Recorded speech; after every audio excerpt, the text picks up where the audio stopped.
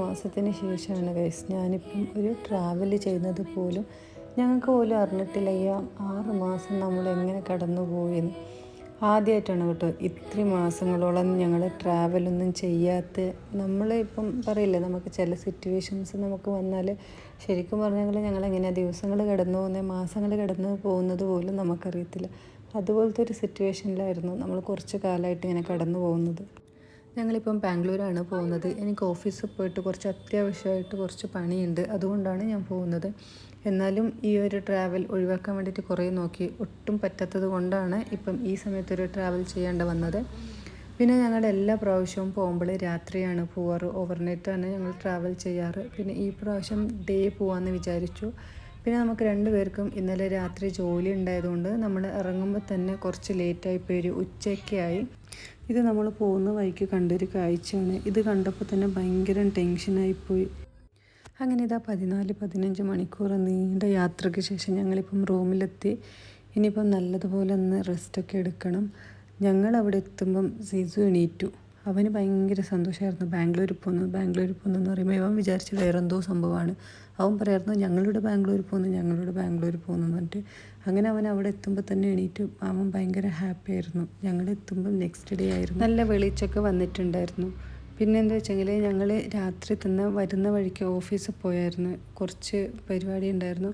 പിന്നെ രാത്രി ഓഫീസായതുകൊണ്ട് എല്ലാവരും ഓഫീസിലുണ്ടായിരുന്നു. അങ്ങനെ പിന്നെ ഞാൻ ഡയറക്റ്റ് ഓഫീസിൽ പോയിട്ട് അവിടെ ഉള്ള എല്ലാ പരിപാടിയൊക്കെ കഴിഞ്ഞിട്ട് പിന്നെ ഞങ്ങൾ റൂമിലോട്ട് വരുന്നു. ആ സമയവും കുറച്ച് ലേറ്റായിപ്പോയി ഞങ്ങൾ റൂമിലെത്തുമ്പോൾ തന്നെ.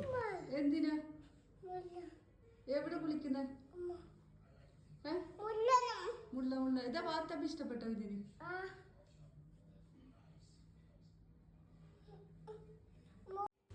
അങ്ങനെ ഞങ്ങൾ ഉറക്കമൊക്കെ കഴിഞ്ഞ് എണീറ്റ് നമ്മൾ റെഡിയായി. ദൈവം കുറച്ച് സമയം എൻ്റെ മടിയിൽ കിടന്ന് TV നോക്കിക്കൊണ്ടിരിക്കുകയായിരുന്നു.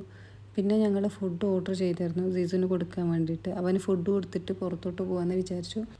പിന്നെ നമ്മൾ താമസിച്ചത് മാരിയറ്റിൻ്റെ ഒരു പ്രോപ്പർട്ടിയിലായിരുന്നു. നമുക്ക് അവിടെ നിന്നപ്പം ഹോഴ്സ് റേസിൻ്റെ ഗ്രൗണ്ട് കാണാൻ പറ്റുമായിരുന്നു. പിന്നെ ഈവനിങ് ടൈം ആയതുകൊണ്ട് അവിടെ കുറേ ഹോഴ്സിനെ ഇങ്ങനെ വാക്കിങ്ങിനൊക്കെ കൊണ്ടുപോകായിരുന്നു. അങ്ങനെ പിന്നെ ഞങ്ങൾ അതൊക്കെ കണ്ടിട്ട് കുറച്ച് സമയം അവിടെ ഇരുന്നു ഫുഡ് വരുന്നത് വരെ.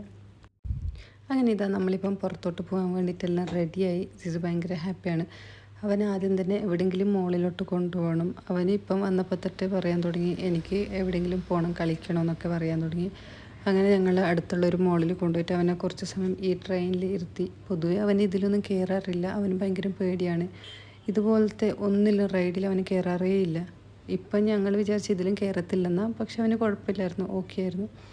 അങ്ങനെ അത് കഴിഞ്ഞതിന് ശേഷം അവന് ഡോണറ്റ് വേണമെന്ന് പറഞ്ഞിട്ട് അങ്ങനെ അത് വാങ്ങിച്ചു കൊടുത്തു. പിന്നെ കുറച്ച് സമയം അവിടെ ഇവിടെ ഞങ്ങൾ കറങ്ങി. അങ്ങനെ പിന്നെ ഞാൻ ഡിപ്പിഡലി കഴിച്ചു. എനിക്ക് ബാംഗ്ലൂർ പോയെങ്കിൽ എന്തായാലും ഡിപ്പിഡലി കഴിക്കണം.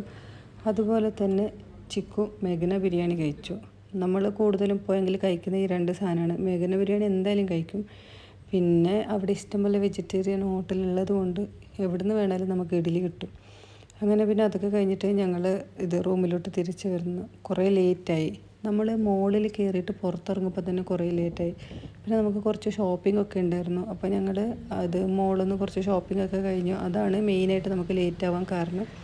പിന്നെ നമ്മൾ ഫുഡ് തേടിയിട്ട് കുറേ നടന്നു. പക്ഷേ നമ്മൾ പോയപ്പോൾ 10 മണിയൊക്കെ കഴിഞ്ഞതുകൊണ്ട് നമ്മൾ ഉദ്ദേശിച്ച കടകളൊക്കെ അടച്ചായിരുന്നു. അങ്ങനെ ഞങ്ങളെല്ലാം കഴിഞ്ഞ് റൂമിലെത്തുമ്പോൾ അവർ നമുക്ക് താങ്ക് യു നോട്ടും പിന്നെ കുറച്ച് സ്വീറ്റ്സും വെച്ചായിരുന്നു. അപ്പോൾ ഇന്നത്തെ വീഡിയോ അത്രയേ ഉള്ളൂ ഗൈസ്. ഞാൻ പുതിയ വീഡിയോ ആയിട്ട് വീണ്ടും വരുന്നതായിരിക്കും. ബൈ.